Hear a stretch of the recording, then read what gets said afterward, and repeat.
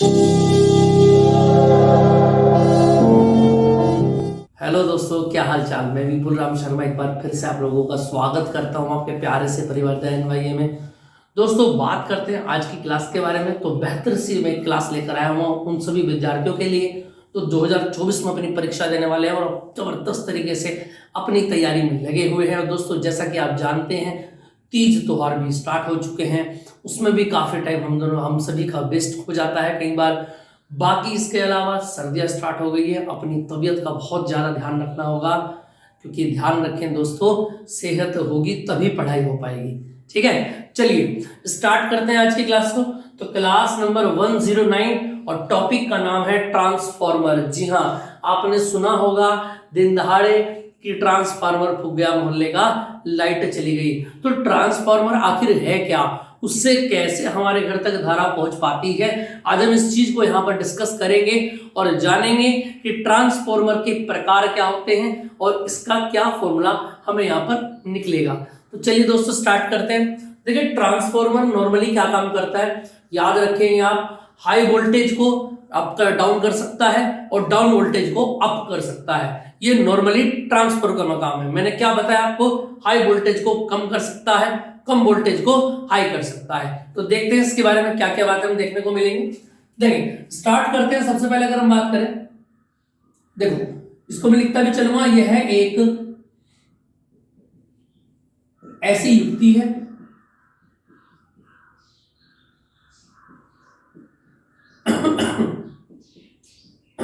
जिसके द्वारा जिसके द्वारा निम्न विभव की, इस बात को याद रखेंगे आप, निम्न विभव की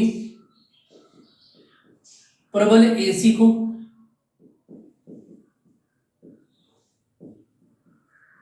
उच्च विभव की निर्बल एसी में तथा उच्च विभव की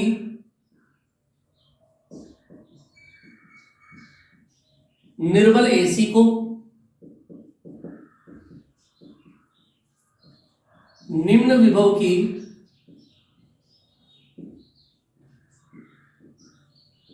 प्रबल एसी में परिवर्तित किया जा सकता है।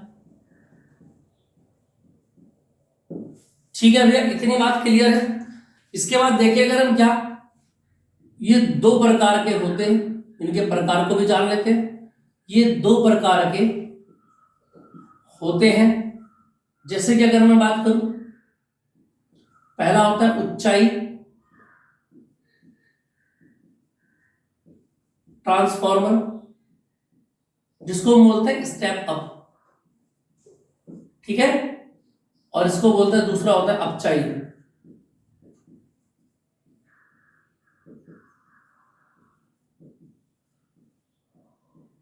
इसको बोलते हैं स्टेप डाउन। बिजली का अगर आप कभी गए हो तो वहां एक ही बात चलती रहती है कि स्टेप डाउन पर डाला है, स्टेप अप पर डाला है। ठीक है, चलिए जो गए होंगे वो समझ रहे होंगे मेरी बात को, जो नहीं गए हैं वो यही समझ जाए मेरी बात को। चलिए, तो सबसे पहले अगर मैं बात करूं ऊंचाई ट्रांसफार्मर क्या होता है, पहले इसको देखते हैं। ऊंचाई ट्रांसफार्मर, जो बच्चे नोट्स बनाते हैं बहुत अच्छी बात है, नोट्स अपने हाथों से बनाए तो ज्यादा अच्छा रहेगा, चीजें आपको याद रहेंगी। ठीक है, चलिए अब याद रखना, वह ट्रांसफार्मर जो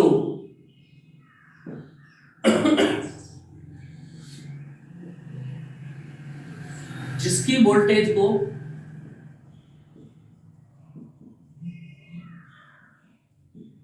बढ़ाया जा सके, क्या कहलाता है, ऊंचाई ट्रांसफार्मर कहलाता है। दूसरी बात हो जाती है क्या, अपचाई।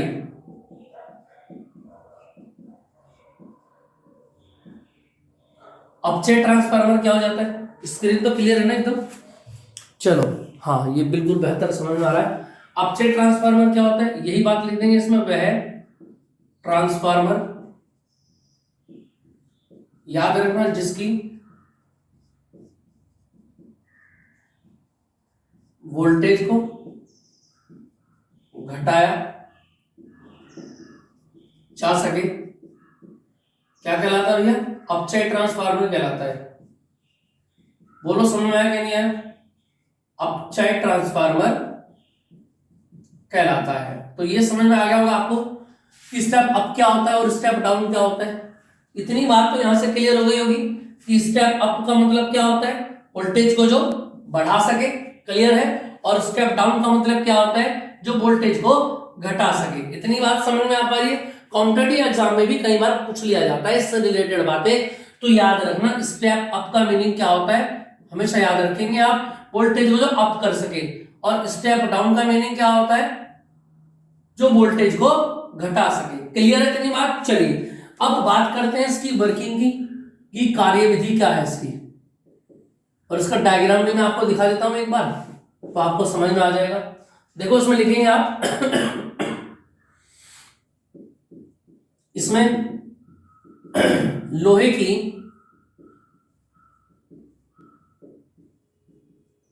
आयताकार प्लेटों को क्रमानुसार रखकर एक ब्लॉक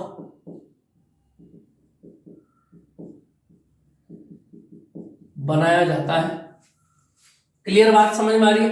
यानी बहुत सारी प्लेटों को एक के ऊपर एक रखकर क्या बनाएंगे, एक ब्लॉक बनाएंगे। क्लियर है इतनी बात? ठीक है। इससे आगे देखेंगे जिसमें मुख्यतः दो कुंडली लगी होती हैं।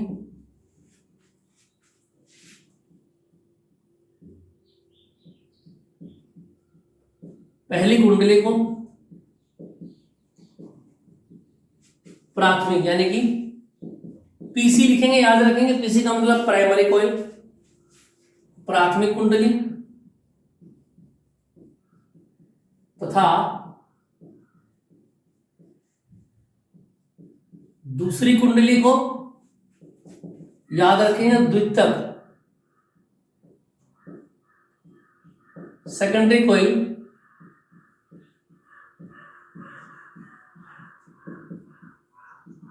कहते हैं। इसके डायग्राम की अगर मैं बात करूं तो दोस्तों देखना जरा,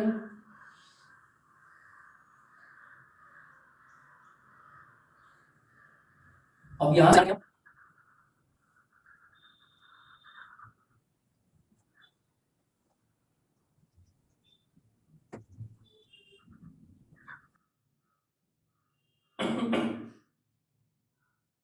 इस तरीके से कुंडली का रख के ब्लॉक बनाए जाएंगे। क्लियर है ना इतनी बात? चलिए, ये टॉपिक काफी बार आता है एग्जाम में भैया, ध्यान रखेंगे इस बात का, ठीक है, और एग्जाम में ये पूछा जाता है, इसलिए मैं इसको इतने तरीके से आपको बता रहा हूं। ये लो जी, इस तरीके से ब्लॉक बनते हुए आपको दिखाई देंगे, दिख रहा होगा आपको डायग्राम पर, सामने मैं बना रहा हूं इसका डायग्राम। इस तरीके से ब्लॉकेज बनाए देंगे आपको, और यहां से ध्यान रखना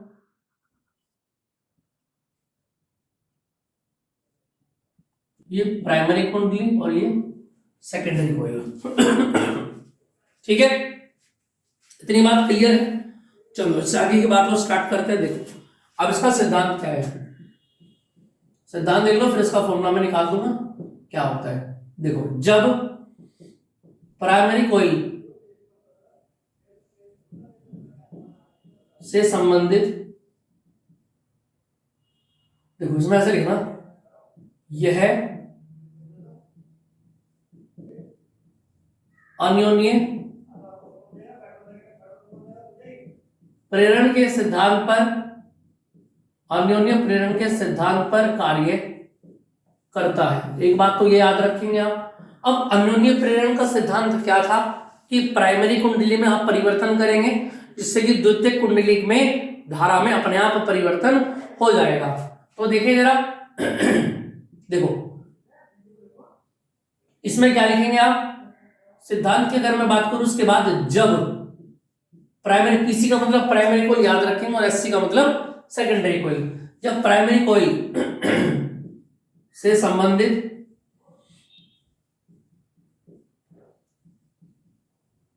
फ्लक्स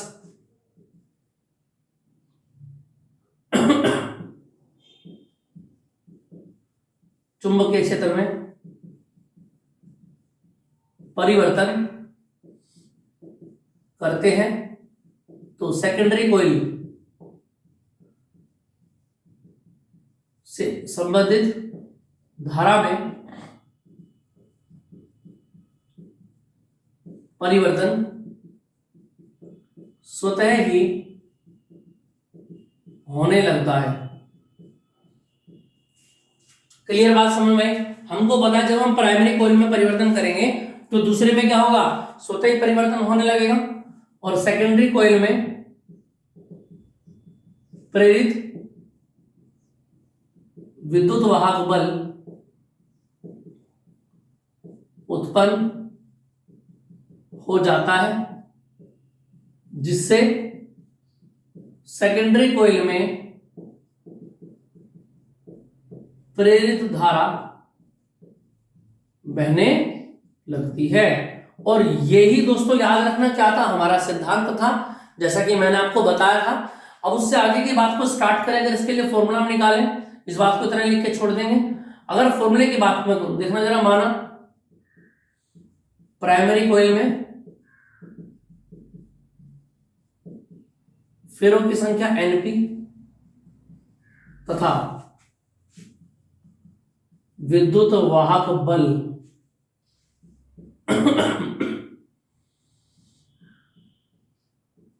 En तथा सेकेंडरी कोइल में, अब फेरों की संख्या मानी मैंने कितनी सेकेंडरी कोइल में, Ns तथा विद्युत वाहक बल Es है। तो अगर मैं बात करूं, देखना जरा फैराडे के नियम से, फैराडे के नियम से E बराबर क्या होता है फॉर्मूला, माइनस के N delta five upon delta T, ये फैराडे का नियम है हमारा। अगर मैं ये फॉर्मूला लगाता हूं किसके लिए, सेकेंडरी के लिए, ES बराबर माइनस के NS delta five upon delta T, equation number 1 बन गई। और यही फॉर्मूला दिख रहा है ना नीचे, यही फॉर्मूला अगर मैं लगाता हूं किसके लिए, देखना जरा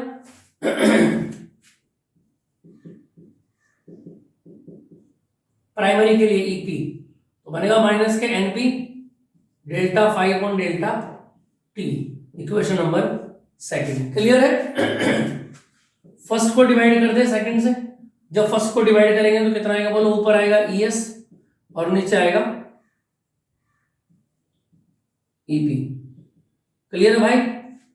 देखो जो दोनों डिवाइड करो, ऊपर क्या आएगा NS और नीचे क्या आएगा NP। बाकी delta five upon delta T से delta five upon delta T cancel हो जाएगा, माइनस से माइनस चला जाएगा, तो क्या बच जाएगा हमारे पास, यही फॉर्मूला बन जाएगा कि ES अपॉन EP बराबर NS अपॉन NP, और यही बराबर होता है किसके, R के। याद रखेंगे आप। और ये R क्या होता है यहां पर याद रखना, जहां R क्या है, इसको बोलेंगे आप परिणयन अनुपात, परिणयन अनुपात, और ये क्या है याद रखना, नियतांक है। क्या है दोस्तों, ये नियतांक है। इतनी बात समझ में आई कि नहीं आई? तो ट्रांसफॉर्मर आपको समझ में आ गया होगा। ट्रांसफॉर्मर की अगर मैं बात करूं तो याद रखेंगे, ट्रांसफॉर्मर अन्योन्य प्रेरण के सिद्धांत पर कार्य करता है। इसमें बहुत सारी लोहे की प्लेटों को एक के ऊपर एक रख करके ब्लॉक बनाया जाता है, जिसमें मुख्यतः 2 कुंडलियां होती हैं, प्राथमिक कुंडली और द्वितीयक कुंडली। ये अन्योन्य प्रेरण के सिद्धांत पर कार्य करता है, इसीलिए प्राथमिक कुंडली के क्या करेंगे, प्राथमिक कुंडली से संबंधित फ्लक्स में परिवर्तन करेंगे, जिससे कि चुंबकीय क्षेत्र B में परिवर्तन हो जाएगा, और फैराडे के अनुसार दूसरी कुंडली के संबंधित चुंबकीय फ्लक्स में परिवर्तन होके उसमें प्रेरित विद्युत वाहक बल उत्पन्न हो जाएगा, जिससे सेकेंडरी कोइल यानी द्वितीयक कुंडली में प्रेरित धारा प्रवाहित होनी स्टार्ट हो जाएगी, जहां से हमारा फॉर्मूला निकल के आएगा कि ट्रांसफॉर्मर के लिए ई एस अपॉन ईपी, है ना, बराबर एन एस अपॉन एनपी और इक्वल टू आर, जहां आर क्या होगा, परिणयन अनुपात होगा। तो ये इसकी ब्रीफ समरी थी। उम्मीद है आपको बहुत अच्छे से समझ में आ गया होगा। यहां से एग्जाम्स में क्वेश्चन आते हैं, न्यूमेरिकल जरूर याद रखना, 1 या 2 नंबर का बनता है इस फॉर्मूले से। ठीक है दोस्तों, चलिए तो फिर मिलते हैं नेक्स्ट क्लास में कुछ और नहीं बेहतर चीजों के साथ। तब तक के लिए बने रहिए मेरे साथ। जय हिंद।